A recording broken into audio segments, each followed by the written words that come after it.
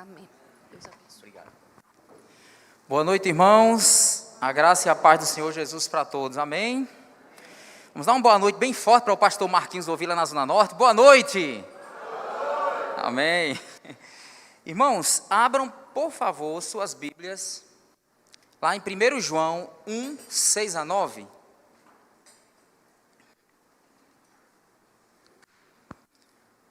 João,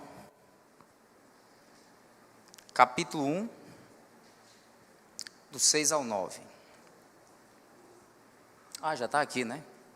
Então vamos lá, diz assim: se dissermos que temos comunhão com Ele e andarmos em trevas, mentimos e não praticamos a verdade. Mas se andarmos na luz, como Ele na luz está, temos comunhão uns com os outros, e o sangue de Jesus Cristo, seu Filho, nos purifica de todo pecado. Se dissermos que não temos pecado, enganamo-nos a nós mesmos, e não há verdade em nós. Se confessarmos os nossos pecados, Ele é fiel e justo para nos perdoar os pecados e nos purificar de toda injustiça. Meus queridos, imaginem que vocês olham para mim agora. Eu não estou, vamos fazer uma suposição aqui. Eu não estou bem como eu estou aparentando agora, tá? Então vocês olham para mim e eu estou aqui chateado, com a face vermelha de raiva, cansado, me sentindo mal, com febre, dor de cabeça e tosse. Aí você olha para mim e diz assim: Marinho, você está bem? Aí eu digo: olha só, com todos esses sintomas, eu digo: sim, estou ótimo. Olha só, é notável que eu não estou falando a verdade. É notável que entre aquilo que eu falo para vocês e aquilo que vocês estão vendo, existe uma diferença muito grande. É notável que as minhas palavras não correspondem às minhas ações. Eu acabei de dizer para vocês que eu estou ótimo, mas eu estou mal. E todo mundo percebe isso. Quando as minhas palavras não correspondem às minhas ações, eu chamo isso de incongruência. Fala comigo, incongruência. Essa palavra chique, essa palavra difícil, significa que as coisas não estão batendo. Eu estou dizendo uma coisa e aparentando outra. Eu estou falando uma coisa e vivendo outra. Incongruência. Incongruência é quando eu falo uma coisa e vivo outra. É quando eu ensino uma coisa e pratico outra. Meus queridos, e a incongruência, ela tem a capacidade de nos tornar infelizes. Sabe por quê? Porque quando eu falo uma coisa e vivo outra, eu percebo que eu sou desonesto comigo mesmo. Eu percebo que eu estou mentindo. E isso me faz infeliz. Fala comigo, infeliz. Exatamente. Quando as minhas palavras não correspondem às minhas ações, eu sou infeliz. Isso chama-se incongruência.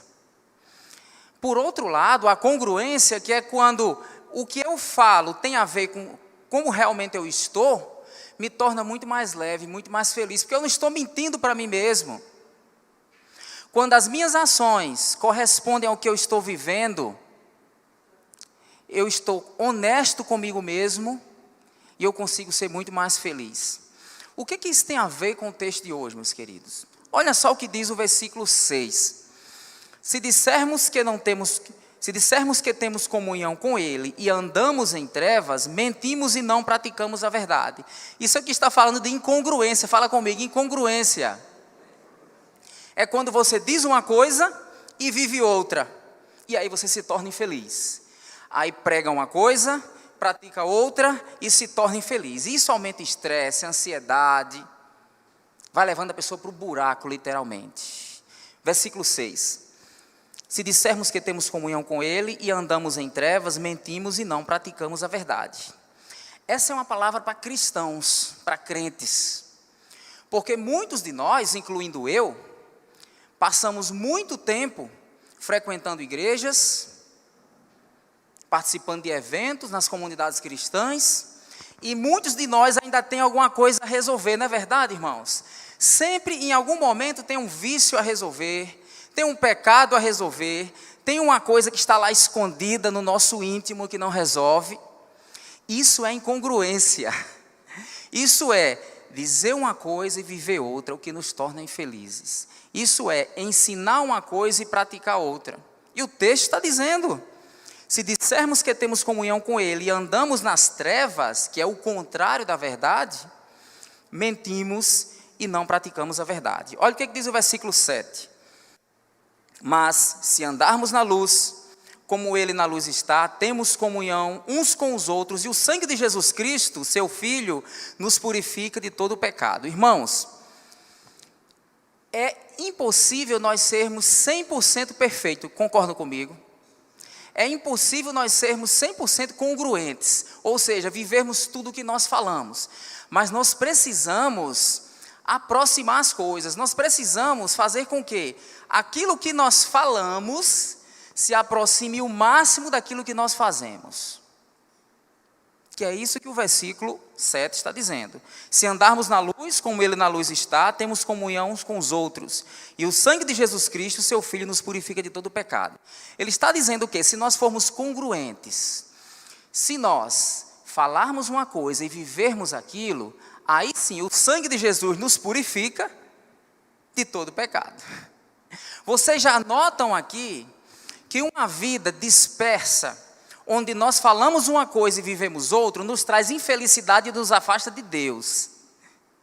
Ao passo que, quando eu prego uma coisa e vivo aquilo, que eu sou congruente, que Ele me aproxima de Deus.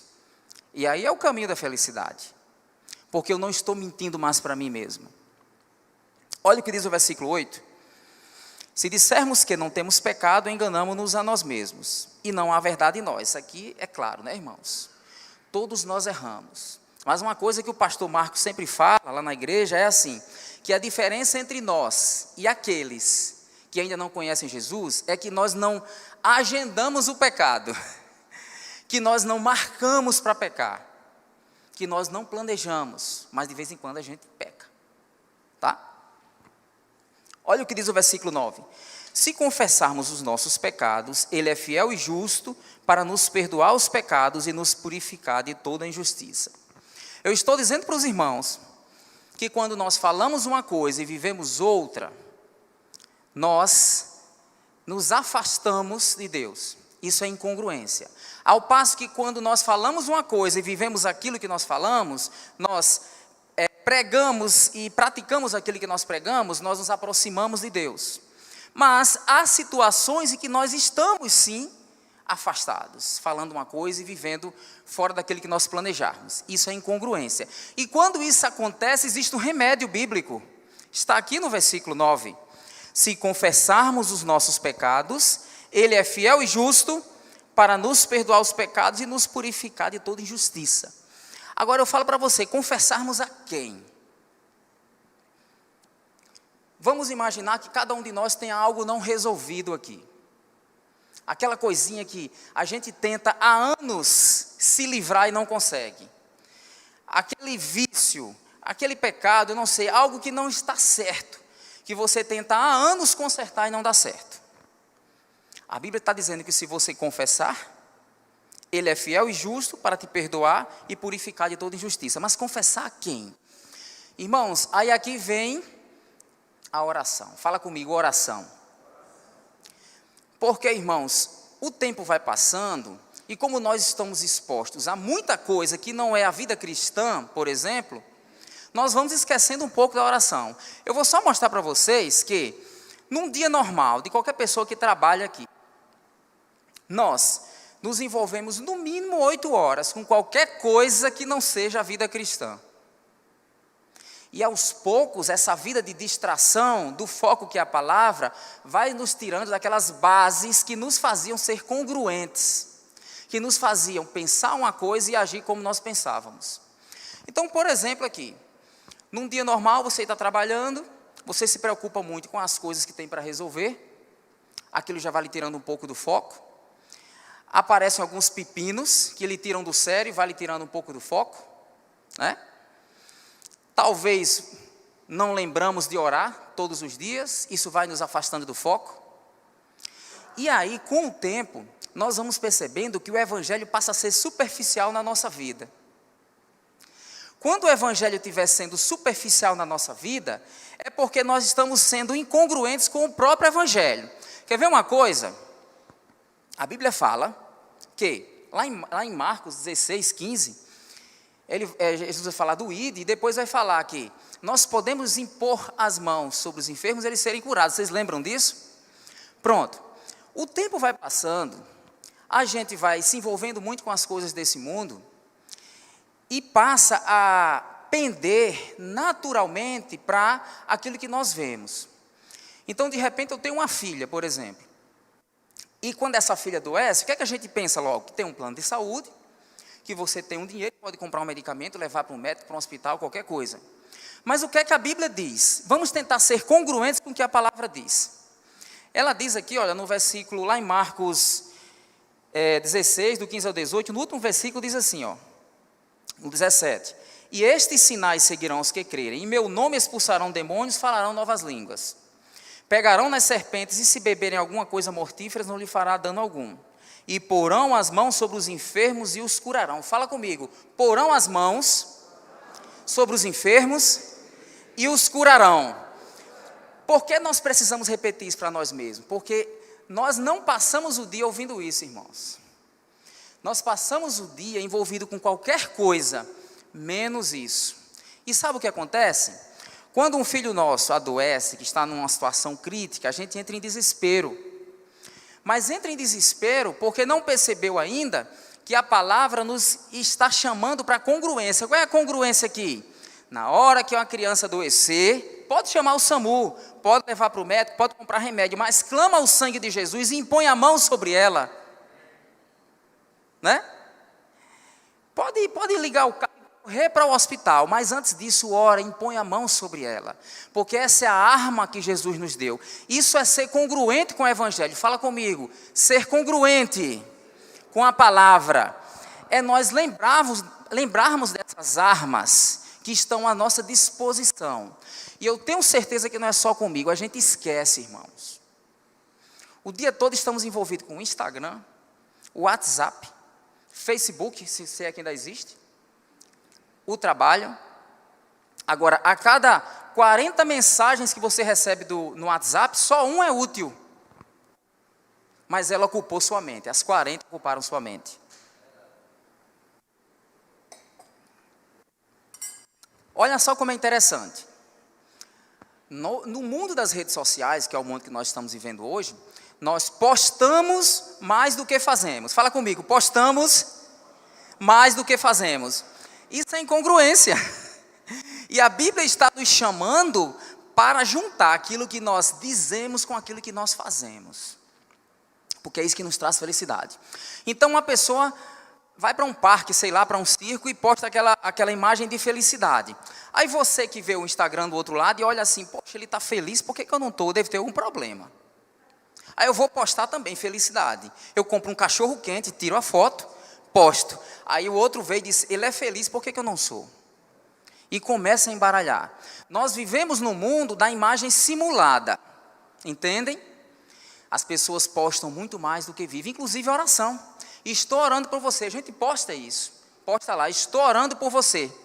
Mas quem está orando não posta, está orando. Então assim, a gente vive essa vida de incongruência, né? Então de repente compra um livro novo, a Bíblia, e diz assim, aí tira aquela foto bem linda assim, né? Lendo a Bíblia, que ainda tem que fazer uma posição para pegar assim, o selfie. Lendo a Bíblia. Quem lê não posta, pode observar, né? Estou orando por você. Irmãos, nossa vida está de pé por pessoas que estão orando por nós que a gente nem sabe que existe. Essas pessoas que oram por nós não postam que oram por nós, né? Isso é incongruência. E a palavra está nos chamando a tudo que nós falarmos, tentar aproximar com o que nós fazemos. Porque assim nós conseguimos ser mais felizes. Nós que somos da área da saúde, às vezes atendemos pessoas que dizem assim, doutor, não suporto mais mostrar uma coisa e ser outra. vem para uma consulta somente por isso. Eu não suporto mais mostrar uma coisa e quando eu chego em casa a infelicidade bate. Isso é incongruência. Muito parte das redes sociais do que nós vivemos. Agora olha só, abre a Bíblia em Provérbios, ou data show aqui. Provérbios 28, 13. Diz assim. Provérbios 28, 13. Diz assim, olha que coisa interessante. O que encobre as suas transgressões nunca prosperará, mas o que as confessa e deixa alcançará misericórdia. Como é que eu faço para resolver uma incongruência? Vamos ser bem claros aqui. Como é que eu faço para resolver aquele vício que eu não consegui resolver até hoje? Aquele pecado que eu não consegui vencer até hoje? Aquela coisa errada que eu não consegui dominar até hoje? Olha só o que a Bíblia está falando. O que encobre as suas transgressões nunca prosperará, mas o que as confessa e deixa alcançará misericórdia. Mais uma vez eu pergunto a vocês, confessar a quem? Irmãos, aqui existe uma arma antiga dos cristãos. Oração. Fala comigo, oração. A Bíblia é bem clara, quando Jesus disse, quando você for orar, vá para o seu quarto e ore lá em secreto, que o Deus que te ouve te recompensa. A oração é a melhor forma de você expor aquilo que você não consegue vencer. Aquela coisa que você ainda não conseguiu dominar. É na oração. Porque se você for expor para alguém, provavelmente vai virar uma fofoca, né? É aquela história, a pessoa ouve e vai para outra e diz, menina, não te conto, sabe fulano? A maior segurança é expor para Deus. Santo Agostinho, lá no século XII, ele dizia assim para o pessoal, ame seu aposento. Seu aposento é seu quarto, aquele lugar onde você vai e expõe só para Deus o que você sente. E Ele te recompensará. Isso é uma promessa bíblica. Amém, irmãos? O que encobre as suas transgressões nunca prosperará, mas o que as confessa e deixa alcançará misericórdia. Você pode também confessar um psicólogo de sua confiança. O psicólogo é um profissional que mantém o sigilo, então você pode conversar com ele. Mas quem são as pessoas e que você pode confessar coisas íntimas? São aquelas que não vão te julgar, que tenham a idoneidade grande, suficiente para não te julgar. Exemplo, o pastor Elian. Tá? É só um exemplo. É só um exemplo. Tem muitos outros. Na minha igreja, o pastor Marcos, o pastor Rogério. Nós temos pessoas de confiança que você pode, claro, não pode encher muito ele de problemas não, tá, irmão? Tá? Mas são pessoas que você pode confessar certas coisas íntimas que eles vão ajudar você a crescer. Mas fora isso, entra no teu aposento, ora em secreto, sem o celular perto. Sabe por quê, irmãos? Essa semana eu descobri que o celular ouve o que a gente fala. Imagina você está falando um segredo íntimo e daqui a pouco o YouTube vai jogar sugestões para você ver com o que você falou. Terrível isso. Aconteceu comigo. Eu costumo, quando eu vou para o trabalho no carro, eu vou orando. E aí nessa oração eu vou confessando algumas coisas íntimas. E quando eu olho o YouTube, os vídeos do YouTube tinham a ver com os temas que eu estava orando. Então agora não é mais segredo, né? Tá? Mas a questão do celular é o seguinte, irmãos, vivemos num mundo de distração. Tá? Um cidadão médio, um jovem médio, ele olha o celular cerca de 3.600 vezes por dia. Tá? Algumas pessoas adultas e até alguns idosos olham também assim, né? Mas é mais ou menos isso. Eu conversei com um jovem essa semana que ele disse que quando surgiu o Facebook, ele ficava tanto tempo no Facebook que ele adormecia empurrando o cursor do mouse assim, olha. E adormecia. E hoje, o celular principalmente, está falhando. O celular é uma distração, principalmente quando nós dissemos que para ser congruentes com o Evangelho, a gente precisa estar repetindo isso para a nossa mente ouvir todo dia. Só que eu estou exposto todo dia a notícias de política, de futebol, de desgraça, de Covid-19, de tudo no mundo. E eu não repito aquilo que realmente me edifica. É nesse sentido que o celular precisa ser controlado. Porque se ele não nós não conseguimos controlar ele, ele nos controla.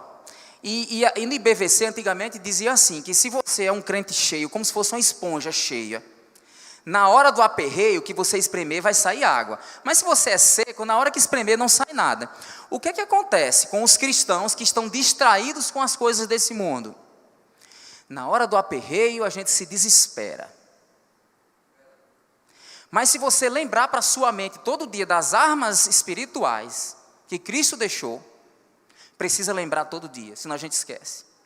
Aí na hora do desespero você vai buscar as armas espirituais. Na hora que sua criança estiver com aquela febre de 39 graus, você vai impor as mãos e orar. Você vai clamar pelo sangue de Jesus. Você vai buscar a libertação onde existe a libertação, que é no nome de Jesus. Mas precisa estar lembrando ao corpo todos os dias disso. Ao invés de ficarmos ouvindo notícia de Lula, Bolsonaro, de mais quem seja que for. Não é verdade? Porque as notícias sobre política, elas conseguem nos distrair do verdadeiro foco da nossa vida, que é a palavra. Podem observar. Chega a dar frio na barriga quando a gente vê notícia de política. Dá vontade de se envolver com um lado ou com o outro. Enquanto a Bíblia está dizendo, orai sem cessar.